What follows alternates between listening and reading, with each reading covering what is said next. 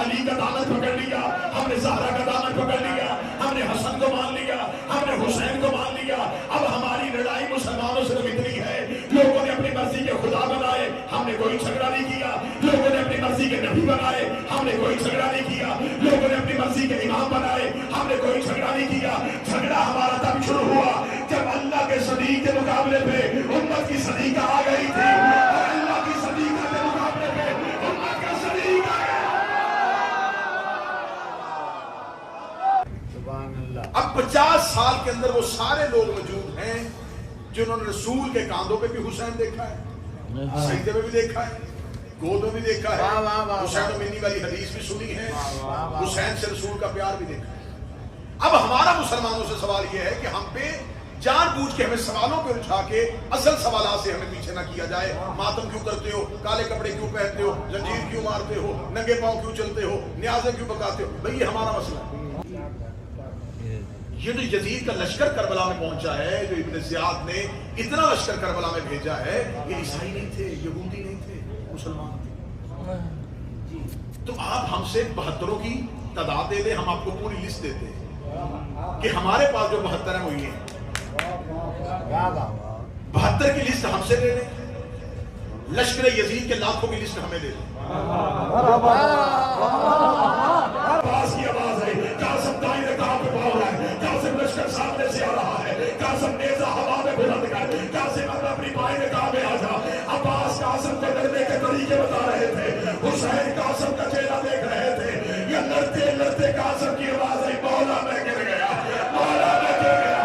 اتنا کہنا تھا کربلا کا غریب قبر میں ہاتھ رکھ کے رکا، اس سے پہلے عباس آتے، حسین نے کہا عباس تو رک جا، مجھے قاسم کی لاش میں ڈالے دے۔ اس کا مطلب کہ کچھ لوگ ایمان لے آتے ہیں، نمازیں بھی پڑھتے ہیں، لیکن ہوتے سچوں کے ساتھ نہیں۔ نماز بھی پڑھ رہے ہیں، تقویٰ بھی اختیار کر رہے ہیں، اور صادقین کے ساتھ بھی نہیں۔ اب اللہ کہہ رہا ہے صادقین کے ساتھ ہوتا ہے۔ اگر خدا کہتا ہے عالم کے ساتھ ہو جاؤ تو ہمیں پتہ چل جاتا ہے یہ بندہ اہل علم ہے۔ اللہ کہتا ہے شجاع کے ساتھ ہو جاؤ، ہم جنگوں سے دیکھ لیتے کہ یہ بندہ شجاع ہے، اللہ نے اس کے ساتھ ہونے کا حکم دیا۔ اللہ کہتا ہے سچوں کے ساتھ ہو جاؤ۔ صادق ہونا اندرونی صفت ہے۔ ہمیں کیسے پتا چلے؟ کوئی بندہ آج کے دور میں مانتا ہے کہ میں جھوٹ بول رہا ہوں، جھوٹ بول کے بندے کہہ رہے ہوتے ہیں کہ میں سچ بول رہا ہوں۔ تو ہمیں کیسے پتا چلے کہ صادقین کون ہیں؟ کیونکہ خدا نے کہا ہے کہ صادقین کے ساتھ ہو جاؤ، تمہید میں صادق۔ لیکن تاریخ اسلام میں ایک جنگ ایسی ہے جو طاقت کی بنیاد پہ نہیں ہوئی، صداقت کی بنیاد پہ، جسے کہتے ہیں مباہلہ۔ اللہ نے مباہلے میں جھوٹوں کے مقابلے پہ سچوں کو بھیجا تھا، اور جن سچوں کو بھیجا تھا وہ اللہ کا انتخاب تھا۔ اللہ نے یہ نہیں کہا جو سچا ہے چلا جائے۔ خدا نے کہا میرے حبیب انہیں لے کے جانا، ابنانا و ابناکم نسانا و نساکم انفسنا و انفسکم، ایسے سچے لے کے جانا جو تیری نظر میں سچے ہیں۔ اللہ اور رسول نے مشترکہ طور پہ جو سچے مباہلے میں لا کے کھڑے کیے، شیعہ سنیوں کو یہاں پہ اتفاق ہو گیا کہ جو مباہلے میں گئے وہ اللہ کی نظر میں بھی سچے ہیں، مصطفیٰ کی نظر میں بھی سچے ہیں۔ مباہلے میں جانے والے افراد میں شیعہ سنی کوئی لڑائی نہیں ہے، کوئی نہیں کہتا کہ ہمارے ہاں سچے یہ ہیں، تمہارے ہاں سچے یہ ہیں۔ سب کہتے ہیں کہ مباہلے والے دن نبی اپنے گھر سے اپنی بیٹی کو لے کے گئے تھے، اپنے بھائی کو لے کے گئے تھے، اپنے 2 بیٹوں حسن اور حسین کو لے کے گئے تھے۔ یہ وہ سچے ہیں جو اللہ کی نظر میں بھی سچے ہیں، جو خدا کی نظر میں بھی سچے ہیں، جو نبی کی نظر میں بھی سچے ہیں، جو قرآن کی نظر میں بھی سچے ہیں۔ اب خدا کہہ رہا ہے کہ ایمان لے آؤ، تقوی اختیار کرو اور ہو جاؤ سچوں کے ساتھ۔ اب ہمیں اس بات میں کوئی غلط نہیں ہے، ہم نے قرآن کی بات مانی، قرآن نے کہا سچوں کے ساتھ ہونا ہے، تو پہلے نے کہا زہرا سچی ہے، وہ پہلے نے کہا علی سچا ہے، وہ پہلے نے کہا حسن سچا ہے، وہ پہلے نے کہا حسین سچا ہے۔ اللہ کا حکم تھا سچوں کے ساتھ ہونا۔ ہم نے علی کا دامن پکڑ لیا، ہم نے زہرا کا دامن پکڑ لیا، ہم نے حسن کو مان لیا، ہم نے حسین کو مان لیا۔ اب ہماری لڑائی مسلمانوں سے اتنی ہے، لوگوں نے اپنی مرضی کے خدا بنائے، ہم نے کوئی جھگڑا نہیں کیا، لوگوں نے اپنی مرضی کے نبی بنائے، ہم نے کوئی جھگڑا نہیں کیا، لوگوں نے اپنی مرضی کے امام بنائے، ہم نے کوئی جھگڑا نہیں کیا۔ جھگڑا ہمارا مقابلے پہ امت کی صدیقہ آ گئی تھی، اور اللہ کی صدیقہ کے مقابلے پہ امت کا صدیق آ گیا۔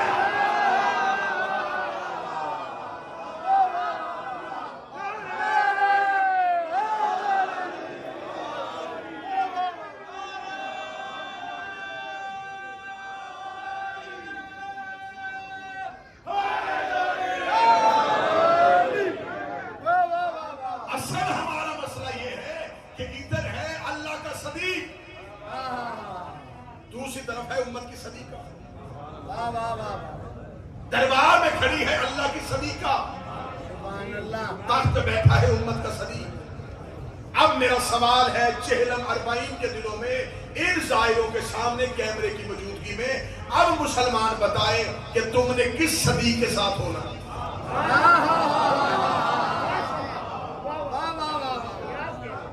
اب یہاں پر یہ بحث نہیں ہوگی کہ وہ بھی سچا ہے وہ بھی سچا ہے، نہیں، کیونکہ دونوں مقابلے پہ ہیں۔ اب یہ ماننا پڑے گا کہ یہ صدیقہ ٹھیک ہے اور یہ صدیق ٹھیک ہے۔ ہمیں فخر ہے، ہم نے جنہیں مانا ہے وہ قرآن کا صدیق ہے، بلکہ صدیق نہیں صدیق اکبر ہے، اور جو دربار میں آئی ہے وہ قرآن کی صدیقہ ہے۔ سیدہ دربار میں کھڑی ہے، سیدہ دربار میں صدیقہ ہے اللہ کی بھیجی ہوئی۔ زہرا دربار میں کھڑی ہو کے کہہ رہی ہے کہ فتح میرا ہے۔ یہ وہی زہرا ہے جس نے مباہلے میں اللہ کی توحید کی گواہی دی تھی، اور خدا نے کہا تھا میرا حبیب تو یہاں سے میدان مباہلہ سے واپس نہ جانا، فقط لعنت اللہ الکاذبین، جو جھوٹا ہوگا اس پہ اللہ کی لعنت ہوگی۔ چہلم کا روز ہے، جتنے زائرین پوری دنیا سے آئے ہو قرآن منبر پر لے کے آؤ۔ خدا نے کہا تھا کہ مباہلے والے دن تم اپنے سچے لے کے جانا، جو جھوٹوں کے مقابلے میں جائیں گے، اور جو جھوٹا ہوگا اس پہ اللہ کی لعنت ہوگی۔ لیکن تاریخ اسلام نے ہمیں بتایا کہ نجران کے عیسائیوں نے نبی کے سامنے معافی مانگ لی، جزیہ دے دیا، اور زندہ واپس اپنے گھروں کو چلے گئے، ان کے اوپر کوئی عذاب نہیں آیا تھا۔ میرے مالک تو نے قرآن میں آیت بھیجی تھی کہ جو جھوٹا ہوگا اس پر تیری لعنت ہوگی، لیکن جو نجران کے عیسائی مباہلے میں آئے گے وہ اپنے قدموں سے چل کے آئے تھے، پیروں سے چل کے واپس چلے گئے، ان پر نہ تیری لعنت آئی، ان پر نہ تیرا عذاب آیا، نہ تو نے آسمان سے پتھر پھینکے، جبکہ تو نے کہا تھا کہ جو بھی جھوٹا ہوگا اس پر تیری لعنت ہوگی۔ میرے مالک یا تو قرآن کی آیت کو واپس لے، یا نجران کے عیسائیوں پہ کوئی لعنت ثابت کر۔ نہ تو نے آیت کو واپس لیا، نہ تو نے لعنت کو بھیجا، اور قرآن کل بھی سچا تھا، قرآن آج بھی سچا ہے۔ آواز پروردگار لعنت آنے کے لیے تیار کھڑی تھی، مباہلے میں نجران کے عیسائیوں نے معافی مانگ لی، ہم نے لعنت کو وہیں کا وہیں کھڑے کیے رکھا، لعنت انتظار کرتی رہی، کیونکہ علی سچا بن کے آیا تھا، زہرا سچی بن کے آئی تھی، حسن سچا بن کے آیا تھا، حسین سچا بن کے آیا تھا۔ اب نجران کے عیسائی تو پیچھے ہٹ گئے، اب لعنت انتظار کر رہی تھی کہ زہرا کے مقابلے میں کون آئے گا، علی کے مقابلے میں کون آئے گا، حسن کے مقابلے میں کون آئے گا، حسین کے مقابلے میں کون آئے گا۔ اربعین میں پوری دنیا ہندوستان اور پاکستان کے ماتمیوں کے سامنے دنیا کے کانوں سے پردہ اٹھانے لگا ہو۔ دربار میں زہرا کھجوریں مانگنے نہیں آئی تھی، لعنت واپس کر دے۔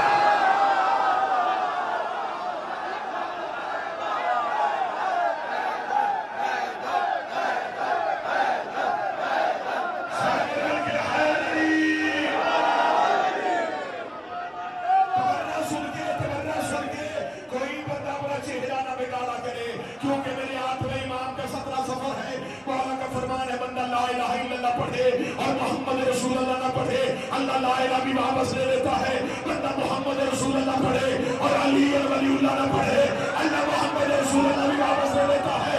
بندہ علی اور ولی اللہ پڑھے اور کھجور کے دشمن پہ لعنت نہ کرے، اللہ علی اور ولی اللہ۔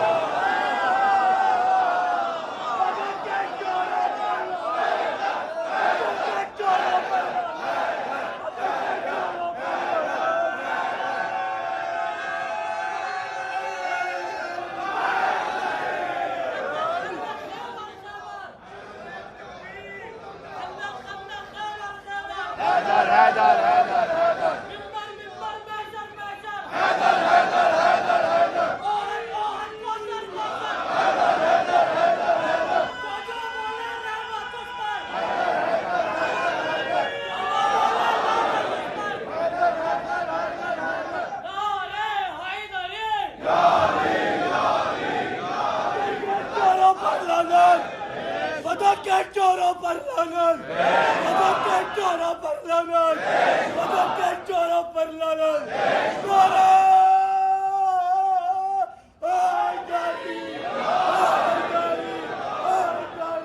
میں آپ کے سامنے مقصد کربلا پڑھ رہا ہوں. مقصد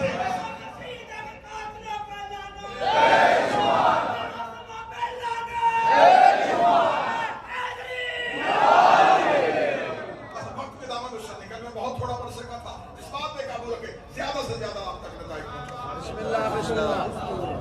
کربلا کے مقصد کو سمجھو. صرف آ کے قبر حسین کو چومنا زیارت نہیں. دل میں ہو حسین کی ماں کے دشمنوں کے لیے عزت.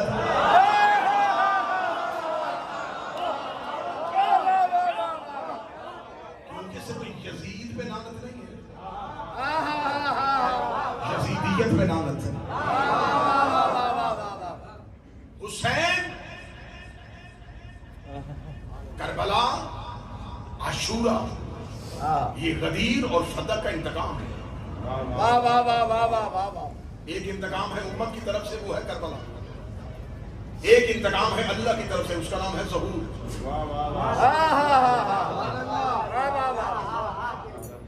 سیدہ دربار میں کھجوروں کے باغات, مالکہ جنت ہے. سوشل میڈیا میں مولوی بھنکتے پھر رہے ہیں, کھجوروں کے باغ تھے, اس کی مالیت تو دیکھو. اتنی سی مالیت کے لیے نبی کی بیٹی کا اثر. ایسے کیسے ہو سکتا ہے؟ ایسے کیسے؟ آدھے مسلمان اسی سوچ میں مر گئے اور مرتے جا رہے ہیں کہ ہمیں سمجھ نہیں آتا کہ ایسے کیسے ہو سکتا ہے. اصل سوال کیا کریں, یہ کیسے ہو سکتا ہے کہ نبی کی بیٹی آئے اور اس کا احترام نہ ہو؟ ایسا کیسے ہو سکتا ہے کہ دروازے پہ آگ لگے اور تلوار نہ اٹھائے؟ ایسا کیسے ہو سکتا ہے کہ کوئی علی کے مقابلے میں جنگ کرنے آ جائے؟ ایسا کیسے ہو سکتا ہے؟ تو بھائی یہ تیری سوچ ہے کہ ایسا کیسے ہو سکتا ہے. تاریخ اسلام تیری سوچ پہ نہیں چل رہی. ایسا ہوا ہے. اگر تم کہے گا ایسا کیسے ہو سکتا, تو میں بھی سوال کرتا ہوں, ایسا کیسے ہو سکتا ہے کہ یوسف کے بھائی اسے کنویں میں پھینک دیں؟ ایسا کیسے ہو سکتا ہے کہ آدم کا ایک بیٹا دوسرے کو قتل کر دو؟ ہم بھی کہہ سکتے ہیں کہ ایسا کیسے ہو سکتا ہے کہ جن کے سامنے نبی پتھروں سے کلمہ پڑھوا رہا تھا اسے پتھر مار رہے تھے. سوال تیری سوچ میں نہیں ہے کہ تو سوچ رہا ہے کہ ایسا کیسے ہو سکتا ہے. سوال یہ نہیں ہے, سوال یہ ہے کہ ایسا ہوا ہے یا نہیں. کیسے نہیں درمیان میں یہ سوال ہم سے کرو, ایسا ہوا ہے یا نہیں. ہم آپ کو بتاتے ہیں کہ ایسا ہوا ہے. رسول اللہ کی بیٹی گئی ہے, میں فضائل پڑھ رہا ہوں, اور شہزادی کو اس کا حق اگر نہیں ملا تو خدا قرآن میں کہہ رہا ہے سچوں کے ساتھ ہو. اب ہماری مجبوری ہے کہ ایک طرف صدیقۃ الکبریٰ ہے جس کے پیچھے قرآن کی آیت کھڑی ہے. سبحان اللہ. واہ واہ واہ. ادھر امت کا بنایا ہوا ایک صدیق اور خلیفہ, اس کے پیچھے روایت کھڑی ہے. ہمیں قرآن نے آیت کی اطاعت کا حکم دیا ہے, روایت کی اطاعت کا حکم دیا. اور یہ لفظ میں بار بار منبروں میں کہہ رہا ہوں, آل محمد کے گھر کو کسی بھی امت کے دیے ہوئے فضائل کی ضرورت نہیں ہے. یہ نہیں ہے کہ امامت ملی ہے تو علی امام بنا. علی کے پاس ولایت نہ بھی ہوتی, علی تب بھی علی. اس لیے کہ علی کو اپنا قد بڑھانے کے لیے ولایت کی ضرورت نہیں. ولایت کو اپنی عزت بڑھانے کے لیے علی کی ضرورت ہے. ایسا میں چاہتا ہوں, چلے میں نتیجے میں نس دے دیتا ہوں. اگر امیر المومنین سائل کے گھر جا کے انگوٹھی دینے گئے, اس کا مطلب ہے علی کو ولایت کی ضرورت ہے. سائل چل کے مسجد کے دروازے پہ آیا ہے, اس کا مطلب ہے ولایت کو علی کی ضرورت ہے. اگر علی روٹیاں لے کے مسکین کے گھر دینے کے لیے گئے ہیں, اس کا مطلب علی کو سورہ طار کی ضرورت ہے. اگر مسکین چل کے زہرا کے دروازے پہ آیا ہے, اس کا مطلب سورہ طار کو علی کی ضرورت ہے. اگر علی زہرا کا رشتہ مانگنے محمد کے گھر گئے ہیں, اس کا مطلب علی کے دروازے پہ قدر ہونے کی ضرورت ہے. اگر ستارہ چل کے علی کے دروازے پہ آیا ہے, اس کا مطلب ہے کہ محمد کو علی کی ضرورت ہے. آخری جملہ کہنے لگا ہوں, اگر علی کی ماں گھر سے چابی لے کے کعبے کا تالا کھول کے گئی ہے, اس کا مطلب ہے کہ علی کی ماں کو کعبے کی ضرورت ہے. اگر دیوار نے پھٹ کے رستہ دیا ہے, کعبے کو علی کی ضرورت ہے.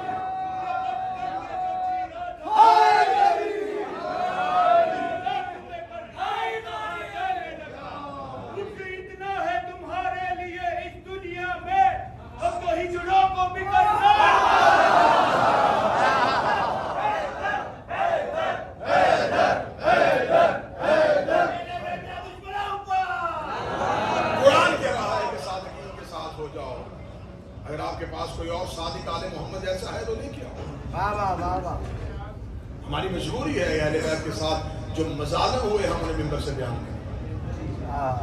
سیدہ کو حق سے محروم نہ کیا جاتا, علی کو اس کا حق دیا جاتا تو کربلا ہوتی ہی نہ. یہ ایک سازش ہے کہ قتل حسین پہ آ کے مسلمانوں نے یزید پہ لعنت کی. حسین پہ آ کے لوگوں نے یزید پہ لعنت کی. کیا حسین سے پہلے حسن شہید نہیں ہوئے؟ کیا علی شہید نہیں ہوئے؟ کیا زہرا شہیدہ نہیں ہوئی؟ یزید پہ آ کے سارے مولوی کہتے ہیں, ہم بھی کہتے ہیں یزید پہ لعنت, ہم بھی کہتے ہیں یزید پہ لعنت, ہم بھی کہتے ہیں یزید پہ لعنت. حضور یزید آزاد امیدوار نہیں تھا.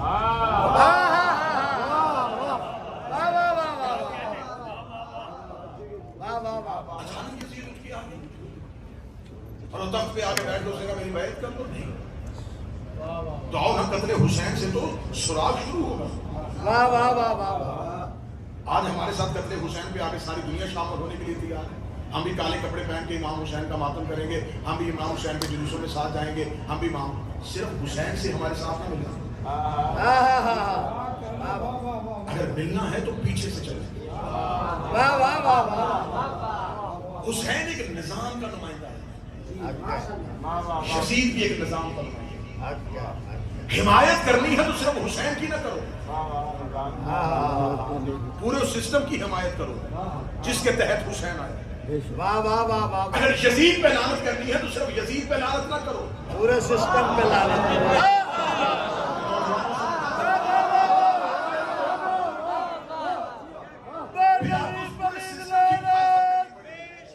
جس کے تحت یزید آئے. کیا وہ مرضی سے بن گیا خلیفہ؟ رسول دنیا سے کم گئے 11 ہجری کو, حسین شہید کا وہ 61 ہجری کو, درمیان میں 50 سال. 50 سال میں ایک نسل نہیں گزرتی. آؤ نفسیاتی طور پہ کربلا کو سمجھتے ہیں. 50 سال سنگل جنریشن کا دور ہے. آج کے دور میں ایوریج ایج جو ہے وہ 80 ہے, 90 ہے, 100 ہے. اس دور میں 80, 85, 90 سال کا بندہ بوڑھا نہیں ہوتا تھا. 100 پلس اس دور میں لوگوں کی عمریں ہوتی تھی. اس کا مطلب ہے کہ یہ 50 سال کا دور ہے. تو جو بسم اللہ, یہ جو 50 سال کا دور ہے, اس 50 سال کے دور کے اندر وہ سارے کردار ہیں جو ہمیں بتائیں گے کہ قتل حسین کی. میں آخری بات کہوں گا اور فرحان لیوال صاحب تشریف لے آئے. شہزادے کا مصحف پڑھا جائے گا, شہزادے کی مہندی برآمد ہوگی, ماتمداری ہوگی اور نوحہ خوانی کریں گے, اور پھر انشاءاللہ کربلا میں مجالس میں آپ سے ملاقات ہوگی. رسالت امام اور امام حسین کی شہادت کے درمیان 50 سال. اس 50 سال میں کون کون سے لوگ رہتے تھے؟ جب امام حسین شہید ہوئے تو وہ لوگ زندہ تھے جنہوں نے حسین کو نبی کے کاندھوں پہ دیکھا. ٹھیک ہے, میں بات سمجھاؤں گا اور پھر نتیجہ دے گا. جب امام حسین شہید ہوئے تو وہ لوگ زندہ تھے جنہوں نے رسول کی سجدے کی حالت میں امام حسین کو پشت پہ دیکھا. اب 50 سال کے اندر وہ سارے لوگ موجود ہیں جنہوں نے رسول کے کاندھوں پہ بھی حسین دیکھا ہے, سجدے میں بھی دیکھا ہے, گود میں بھی دیکھا ہے, حسین و منی والی حدیث بھی سنی ہے, حسین سے رسول کا پیار بھی دیکھا ہے. اب ہمارا مسلمانوں سے سوال یہ ہے کہ ہم پہ جان بوجھ کے ہمیں سوالوں پہ اٹھا کے اصل سوالات سے ہمیں پیچھے نہ کیا جائے. ماتم کیوں کرتے ہو, کالے کپڑے کیوں پہنتے ہو, زنجیر کیوں مارتے ہو, ننگے پاؤں کیوں چلتے ہو, نیازیں کیوں پکاتے ہو؟ بھئی یہ ہمارا مسئلہ ہے. بھئی اگر کوئی آج ہندو مسلمان ہونا چاہتا ہے, وہ مسلمان ہونے سے پہلے مجھے کہ نماز کیوں پڑھتے ہو, وضو کیوں کرتے ہو, روزہ کیوں رکھتے ہو, تو میں اسے کہوں گا پہلے مسلمان تو ہو, پہلے مجھ سے توحید پہ بات کر, اللہ پہ بات کر, اس کے بعد پھر میں تمہیں نماز روزہ حج سب کچھ بتا دوں گا, لیکن تو پہلے اللہ کے ہونے پہ بات کر. تو ہم پہ ماتم پہ بات کرنے والے, ذوالجناح پہ بات کرنے والے, زنجیر پہ بات کرنے والے پہلے ہم سے غدیر پہ بات کریں.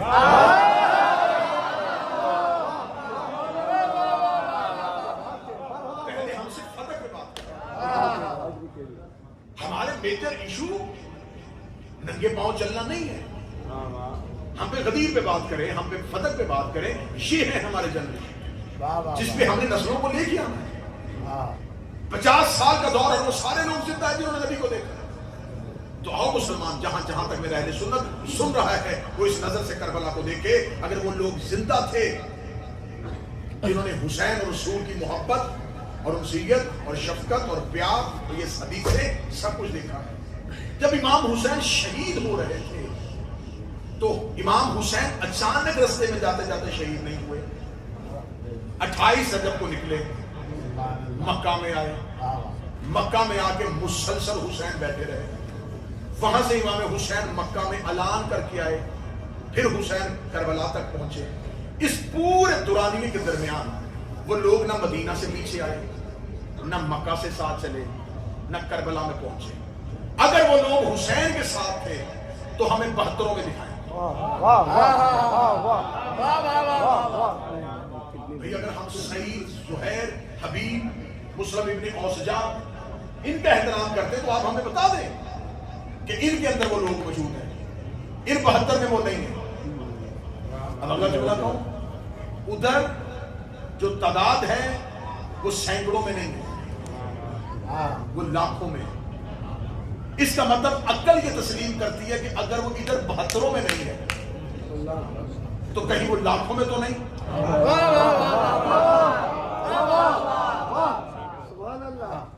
اس دور کے وہ لاکھوں لوگ جو یزید کی بیعت پہ آ گئے تھے وہ کون تھے؟ یہ جو یزید کا لشکر کربلا میں پہنچا ہے، جو ابن زیاد نے اتنا لشکر کربلا میں بھیجا ہے، یہ عیسائی نہیں تھے، یہودی نہیں تھے، مسلمان تھے. تو آپ ہم سے 72 کی تعداد دے دیں، ہم آپ کو پوری لسٹ دیتے ہیں کہ ہمارے پاس جو 72 ہیں وہ یہ ہیں. 72 کی لسٹ ہم سے دے دیں، لشکر یزید کے لاکھوں کی لسٹ ہمیں دے دیں.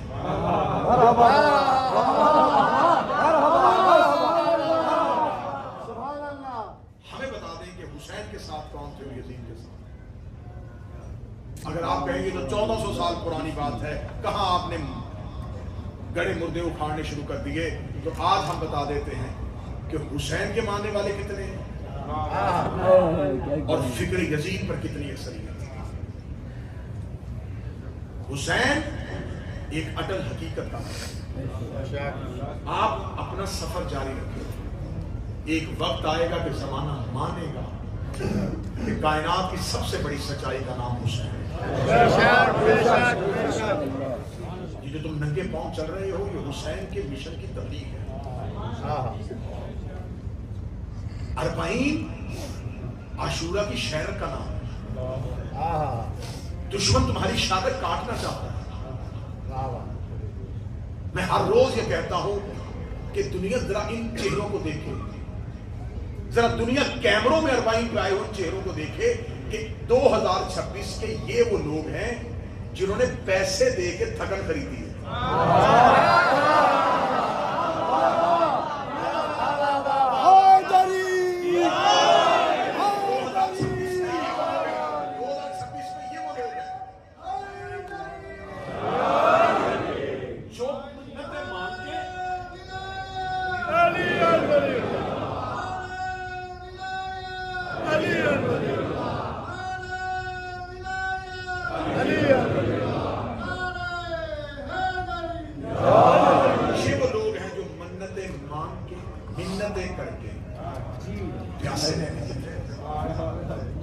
کیوں اس زمانہ انسان سے اربعین حسینی کو دیکھا؟ یہ کون سا عشق ہے؟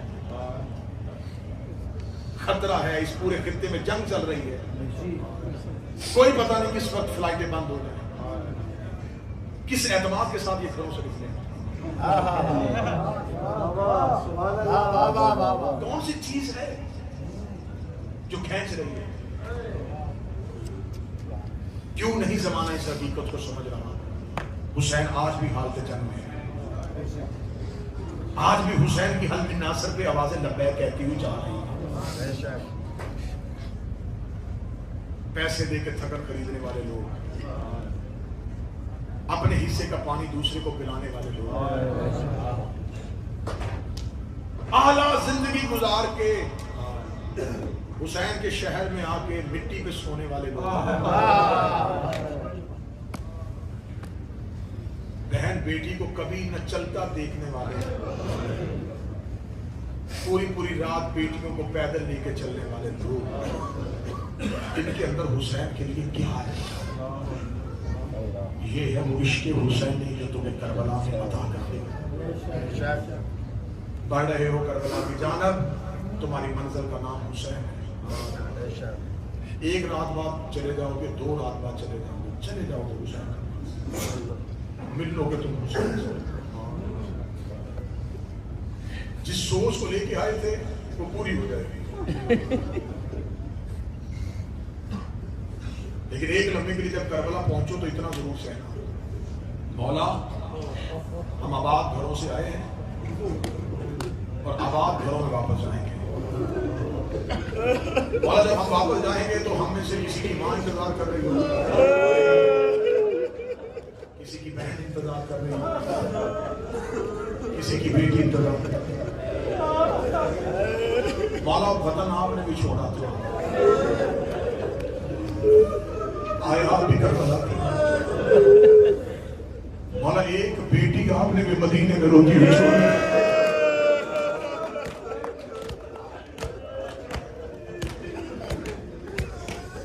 जिसे छोड़ के आए थे उसे भी बाबा ना मिला।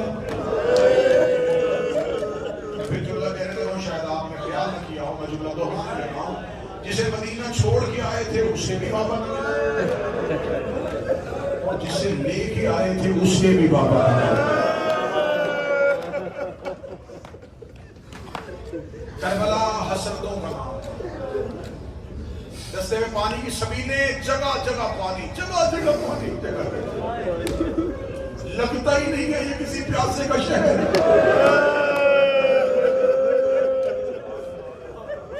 रस्ते में जगह जगह मौत का, लगता ही नहीं है किसी बेवतन का शहर।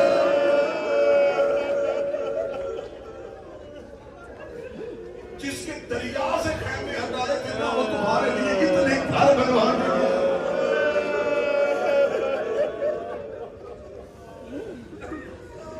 ये जो तुम आए हो ना, मैं तुम्हें आज एक लफ्ज़ बताऊं, खुदा का वास्ते इस लफ्ज़ को करबला में जोश करना।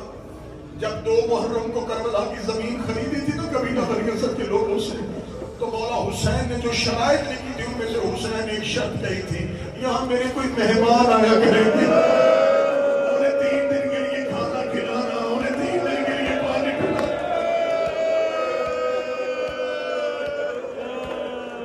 मेरे मौला तू कितना करीम है, तुझे उस वक्त भी हमारी परवाह थी कि कोई तुझे मिलने के लिए आए। करबला हसरतों का नाम, पानी की सबीलें क्यों, हुसैन प्यासा चला, रस्ते में मौत का, खाने का इंतजाम, हुसैन भूखा चला। हम नंगे पांव क्यों चलते, मौला हमारी हसरत थी। मौला हम उस वक्त होते, मौला हम शाम चले जाते, तेरी बेटियां नहीं।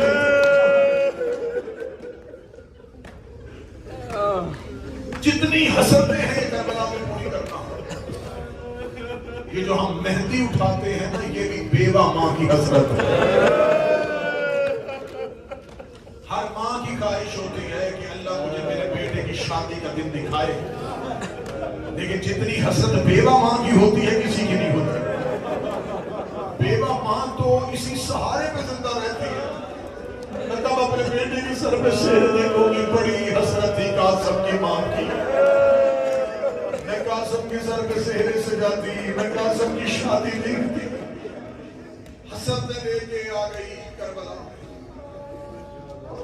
शहजादे की मेहंदी बरामद होगी। मैं मेहंदी की बरामदगी और मसाइब के आगाज से पहले ये जुमले कहूंगा, ये मौला हसन हमें माफ कर देना, हम तेरे बेटे का ताबूत नहीं उठाते। या मौला हसन हमें माफ कर देना, हम तेरे बेटे का जनाजा नहीं बनाते। मौला हमारी मजबूरी है, अगर हसन ने जनाजा हुसैन ने उठाया होता, हम तेरे बेटे का जनाजा उठा लेते। शब अशूर है, जनाब अब्बास और जनाब अकबर खयाम का पहरा दे रहे हैं। عباس کہہ رہے تھے اکبر صبح سب سے پہلے میں جاؤں گا. اکبر ہاتھ جوڑ کے کہتا ہے نا چچا عباس آپ نہ جائیے گا, آپ میرے بابا کی قبر کا زور ہے, آپ کے جانے سے میرے بابا کی قبر ٹوٹ جائے گی. صبح سب سے پہلے میدان میں جاؤں گا. اور عباس کہتے شہزادہ علی اکبر آپ نہیں جائیں گے, آپ کے جانے سے حسین کی آنکھوں میں نور چلا جائے گا. دونوں ایک دوسرے سے بات کر رہے تھے کہ 13 سال کا شہزادہ دوڑ کے آیا, آپ جو نے کہا مجھے جانے دینا, میرے جانے سے نہ کسی کی قبر ٹوٹے گی نہ کسی کی آنکھوں میں نور جائے گا, میں تو ہوں بھی یتیم.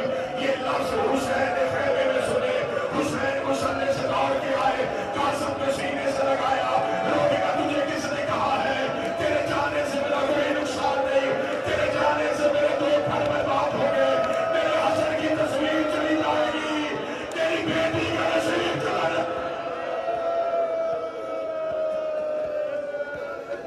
حسرت حسرت حسرت تھی قاسم کی ماں. شب عاشور ہر ماں اپنی قربانی تیار کر رہی. حسین جہاں سے گزرتے کسی خیمے سے آواز آ رہی تھی اکبر اکبر صبح ایسا لڑنا, اکبر ایسا لڑنا زمانے کو علی یاد آ جائے. حسین کسی دروازے کے سامنے سے جاتے, کوئی ماں اپنے بچوں کو کہہ رہی تھی تم حیدر کرار کے پوتے ہو, جعفر طیار کے نواسے ہو. مولا محمد ایسے لڑنا زمانے کو پتہ چل جائے. ہر ماں اپنی اپنی قربانی تیار کر رہی تھی. ایک خیمے کے سامنے سے شبیر گزرے, خیمے کے اندر سے ماں کی آواز آ رہی تھی, بچے کی آواز نہیں آ رہی تھی. اب میں بتاؤں گا خیمہ کس کا ہے, تیری چیخیں نکلے گی. حسین خیمے کے دروازے میں کھڑے ہو گئے, ماں رو رو کے کہہ رہی تھی اصغر کاش تجھے چلنا آتا, میں تجھے گھوڑے میں بٹھاتی, میں تیرے ہاتھ میں تلوار دیتی, میں تجھے حسین کا صدقہ کرتی. ایک خیمے کے باہر سے حسین گزرے, ماں رو رو کے کہہ رہی تھی قاسم, او میرا لال قاسم, قاسم. عرب کے لوگ کہتے ہیں حسن کو لڑنا نہیں آتا تھا. قاسم صبح ایسے لڑنا, صبح ایسے لڑنا, زمانے کو حسن کی جان یاد آ جائے. جو سید بیٹھی ہو میرا دل پھٹ رہا ہے, میں معافی مانگ کے جملہ پڑھنے لگا ہوں. سامنے بیٹا 13 سال کا بیٹا کہہ رہا تھا اماں 10 محرم کا سورج طلوع ہونے دے, تیرا بیٹا ایسے لڑے گا, ایسے لڑے گا, ہر لاش خیمے آئے گی, تیرے قاسم کی لاش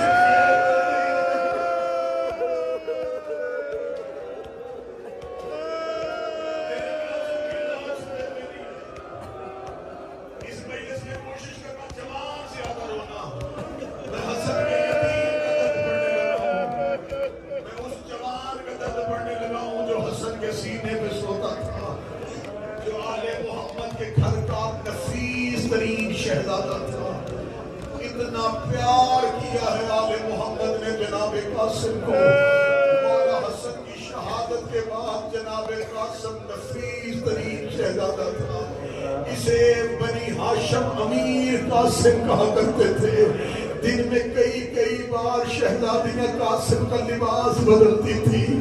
قاسم کے بدن کو کبھی بھی آل محمد نے مٹی نہیں لگنے دی تھی. جس کے کبھی لباس پر مٹی نہیں لگی, اس کی لاش کربلا کی مٹی میں لگ گئی.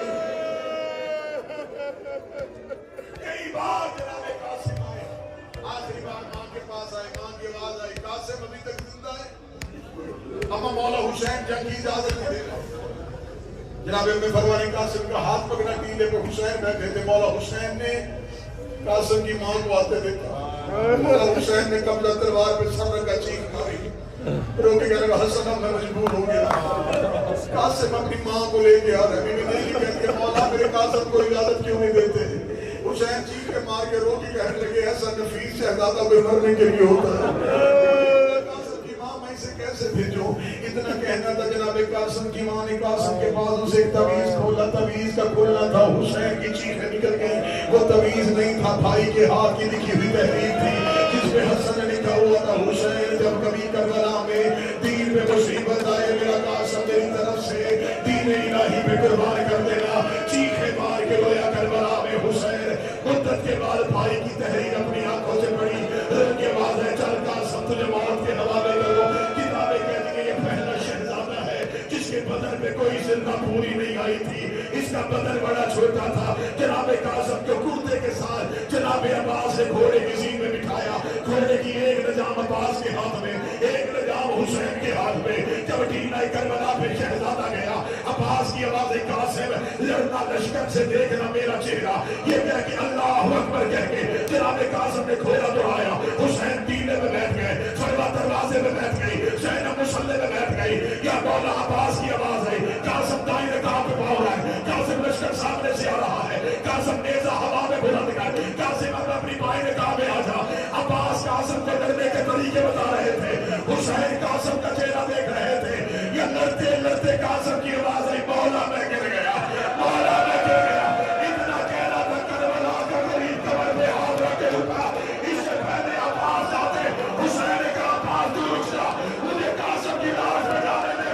ادھر سے کربلا کا غریب بولا، میں فلک پڑھوں حسین معاف نہ کرے۔ ان بولوں نے کہا حسین کی آنے سے پہلے قاسم کی لاش میں گھوڑے دو۔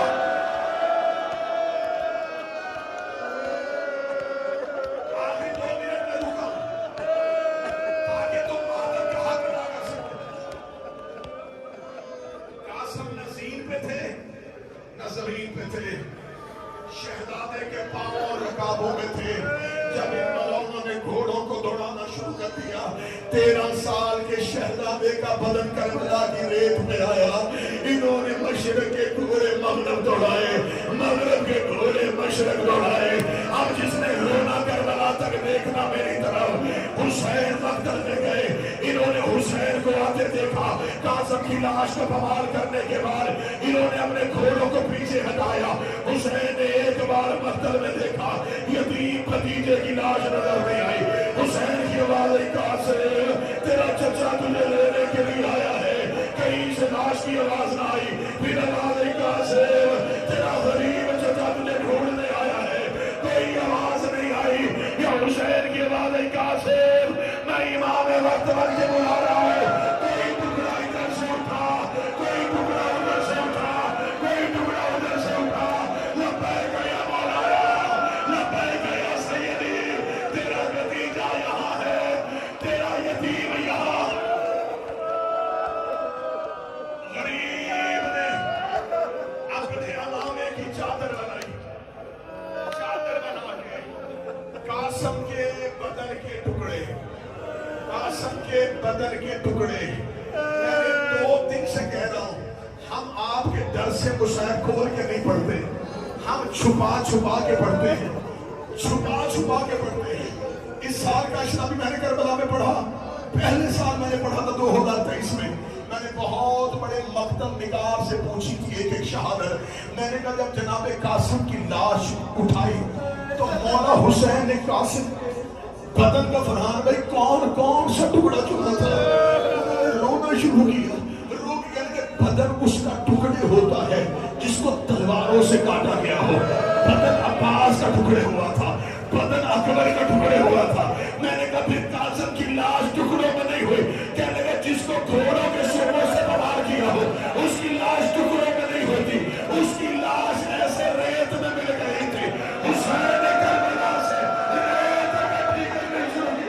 لوگوں نے حسن مجھے معاف کر دینا، تیرا قاسم کھا کے چیزوں بن گیا۔ حسین گٹھڑی اٹھا کے دروازے پہ آئے، قاسم کی ماں نے گٹھڑی کھولی، سامنے لہو نظر آیا، رو کے کہنے لگی حسین مجھے بتا قاسم کے ہاتھ کہاں ہے، قاسم کا چہرہ کہاں ہے، قاسم کا سینہ کہاں۔